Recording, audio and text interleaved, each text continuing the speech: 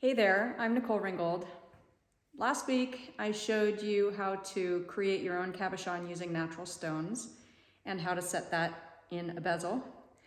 And this week I'm going to show you a spin-off of that. It is a stone within a stone ring. Don't know if you can see this. There you go. And I'm going to walk you through how to sweat solder one layer, the word, onto the ring shank. And then I'm going to show you how to flatten the stones, a review of that, and how to set a stone within a stone in a ring. And feel free to comment in the comments below. Feel free to ask any questions. I'll do my best to answer, and I hope you enjoy. Thank you. I like to use natural stones that have been either unpolished or are just lightly polished. And I literally put it on my finger to see how it might fit in the end. I picked the outside stone first and then the inside one. And you have to make sure that it fits not only on the inside, but is also not too much shorter than the outside stone. Use a 6.5 millimeter diamond core bit and put that in your flex shaft. And you can refer to last week's demonstration for the reference number that you can get at Rio Grande. Once you have the bit secured in place, I put a piece of wood in water. You'll need a bucket or a bowl of water. Make sure that your stone is on the wood and submerged in the water to keep the dust down. And then drill directly down into the stone until you have a core that pops out. Then you'll still use the 6.5 millimeter drill bit and use that to shave off more of the stone on the inside. Go round and round and round and make sure that you're still keeping your rock nice and wet. Keep shaving your stone until the smaller stone can fit inside. But not only the stone, you have to account for the width of the bezel wire all around that smaller stone. You'll then take the 11 millimeter drill bit and put that in your drill press and then shave the bottom side of both the larger and the smaller stones. Shave the bottom until both of the stones are approximately the same height when placed down on a flat surface. You'll see that I barely had to shave off any of the inside stone because otherwise it would have been too short in comparison to the outside one. Also check to be sure that there is no wobble when you push on the rock because you don't want it to wiggle around within the bezel. Like the last demo, you'll wrap your stone with the bezel wire all the way around. I usually overlap the bezel wire and then I take a pair of flush cutters and I snip through both layers of the bezel wire to be sure that the seam is flush. If you find that the seam isn't flush, you can turn your flush cutters around and snip the bezel from the opposite side.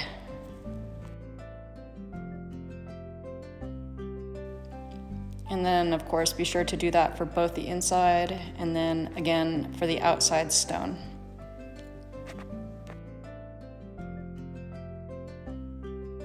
Here you can see I'm turning my flush cutters around to snip off that little tag that wasn't quite flush.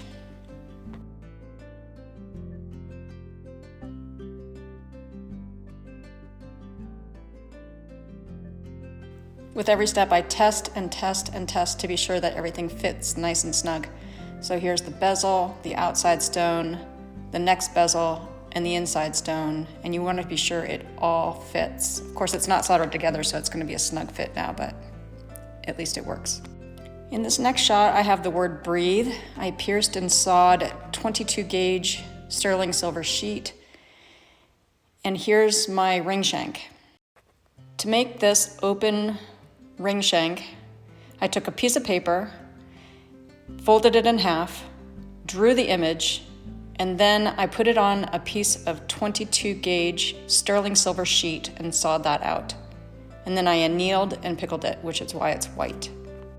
Now I'm taking the word breathe, I'm turning it over. I'm going to use easy solder. I'm going to flux.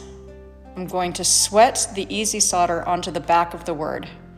And what sweat soldering means is that I'm taking that easy solder and I'm literally going to heat the word breathe until the solder puddles on the backside.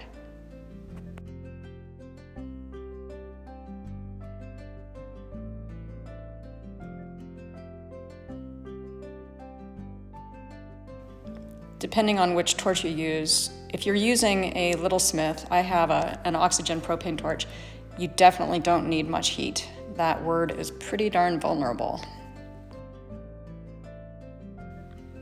After it's all puddled on there, then you can pickle it, quench it, and then turn it right side up and bend it so that it matches the shape of the ring shank.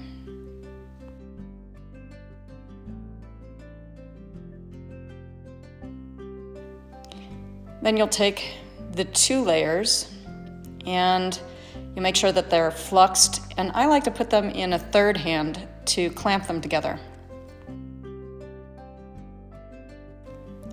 And in case you're wondering, I use Mighty Flux, which is spelled my like my, and then T Flux, and I get that from Rio Grande. And I love it because it has a component that prevents fire scale or fire stain.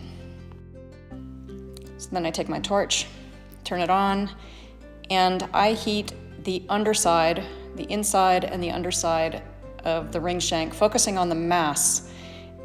I barely put my torch or direct heat on the word. Again, that's the most vulnerable portion.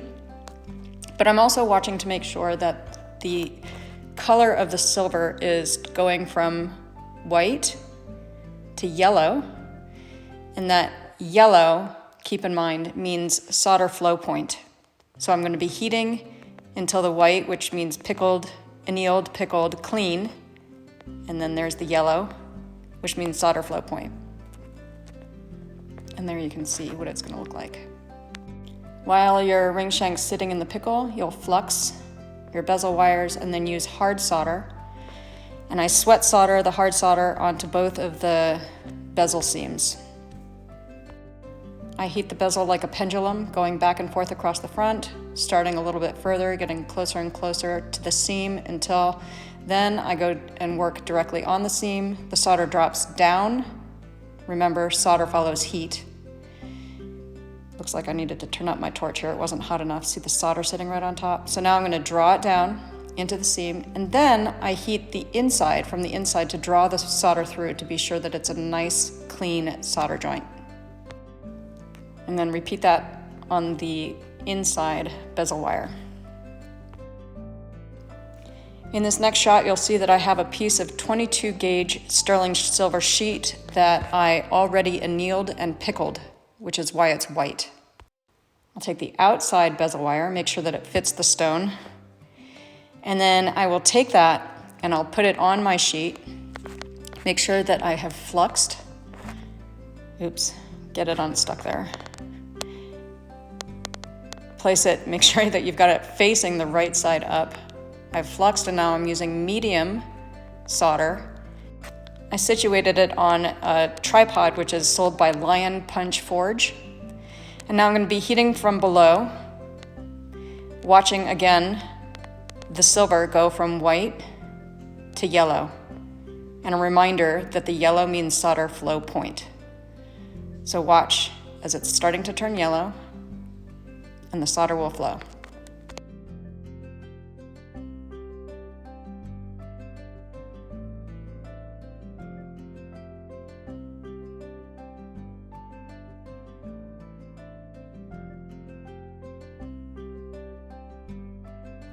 Once it flows, you'll pickle and quench, and then you'll take your stone and gently set it on top of the bezel. Don't push it down in.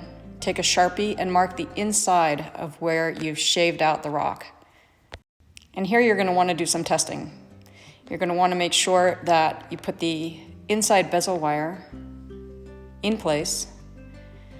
First, make sure that the stone fits. Of course, that's important. Make sure that you have the bezel situated right side up. I can't tell you how many times I've turned it upside down and soldered it in place and been so bummed. But anyway, you put the bezel in there, and then check again to be sure that the outside stone fits.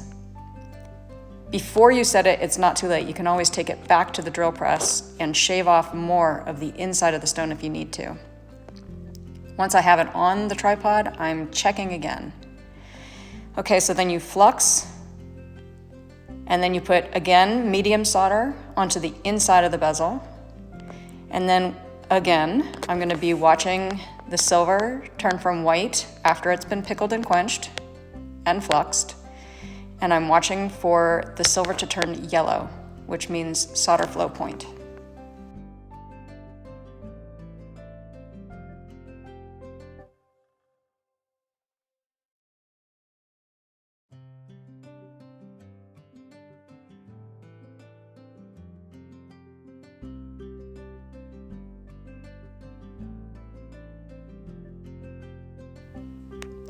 Then I'm going to wax my saw blade. I'm using a 3/0 saw blade, and I'm going to saw around the outside of the outside bezel.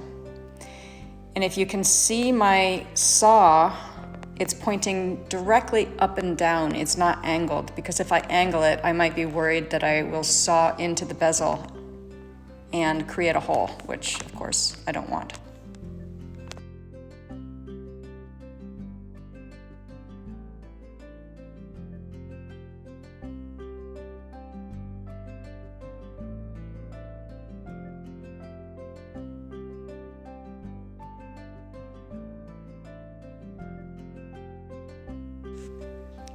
Then I'll sand down the bezel using different grits, as you can see. A more abrasive grit and then a finer grit until I'm happy with the finish of the bezel. Situate the ring shank on top of your bezel, of course on the back side of your bezel, and then you'll flux, and then you'll take easy solder and place just 1, maybe 2 chunks of solder on one side between the ring shank and the back of the bezel.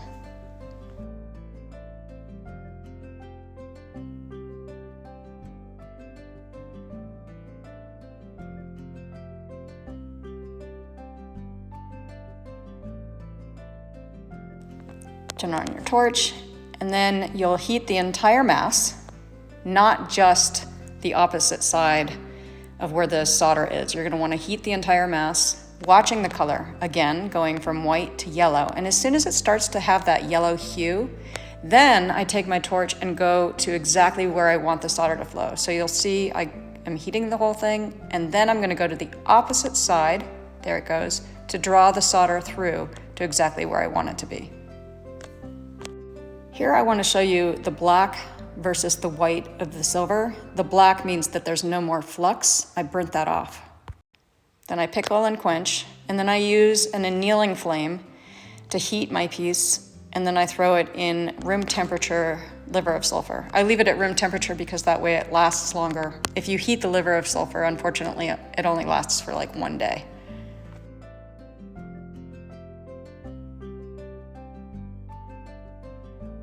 Before setting both stones, I use the following bits. This is an Advantage burr with the product number. Again, I get these from Rio Grande. This is a fiber wheel, coarse fiber wheel. And then these, the next ones are sunburst radial discs. I start with the Advantage burr, and all I'm gonna do with that one is polish out the inside of the inside bezel, because I don't want the liver of sulfur to continue to be active and evaporate, for instance, if I go swimming with the ring on my finger. You're going to set the inside stone first. So you're gonna wanna use a smaller roller than the traditional roller. And if you don't have one that size, then there are other options. You can use a pusher, and then you're gonna wanna use a burnisher. So here's a pusher. And then this one is a much smaller roller. And then I'll use the traditional burnisher. I like to put the ring on my ring mandrel, and then I push the stone just like I would with a roller. You might have to turn the ring around, and push the sharper edges first, and then you'll use the roller to roll the bezel into the stone all the way around, and make sure that that's nice and snug before you move over to the burnisher. Just like I said in my last tutorial, I do about 80%, sometimes more, 80 to 90% of the work setting a stone using the roller or the pusher before using the burnisher. The burnisher is really just that last step, making sure that the top edge of your bezel wire is nice and smooth. You'll then take your outside stone and gently put it in place. If for some reason your bezel wire has been pushed inward, you can use your burnisher to gently nudge it outward. You can use a rubber mallet or a rawhide mallet, gently, very gently, tap it so that it is flush with the bottom of your bezel setting. You don't want to break your stone. And then once that's in place, you can set it. And here I'll use the traditional roller or pusher, again, focusing on the more pointy, there are no points in this rock, but the sharper corners, and then moving to the longer sides. And then I burnish. The angle of my burnisher, I think of it as like peeling potatoes, if that helps. So then I use the coarse fiber wheel and use that to brush up. It's kind of like a brushed nickel finish, but of course it's sterling silver. And I go in all sorts of different directions to give it a subtle polish around the bezel. And the coarse fiber wheel, as well as the sunburst radial discs, you'll need your own mandrels. So here's the radial disc, and I'll use that to polish the rest of the ring. And again, I'm moving in all different kinds of directions.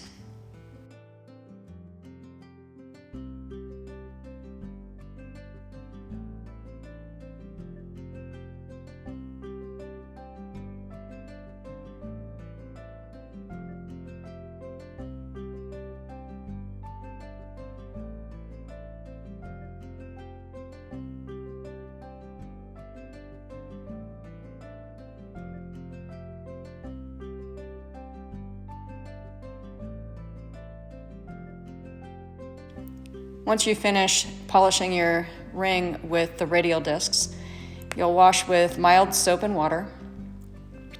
And then if you choose to have a polished stone finish, you might use an essential oil. And what I love about that is, of course, then your hands smell good. All right, that's it for today. Thank you. Enjoy.